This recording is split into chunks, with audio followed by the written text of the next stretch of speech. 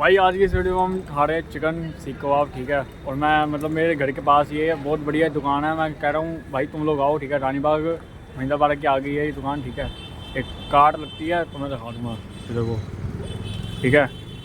मैं धीरे धीरे लेके चल रहा हूँ और दिखाता हूँ। यहाँ पर सामान बन रहा है, ठीक है। ये यहाँ पर रोस्ट हो रही है।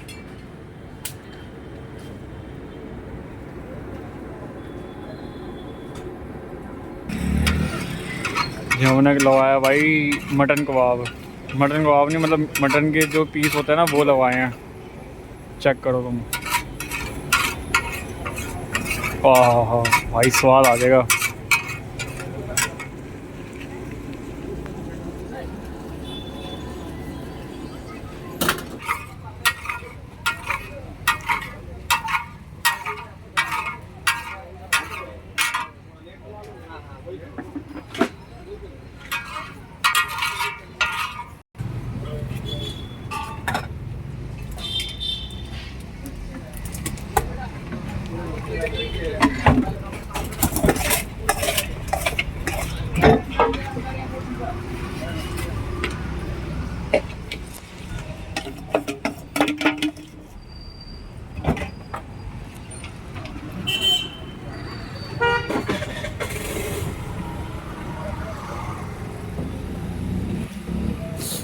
ले भी उठा।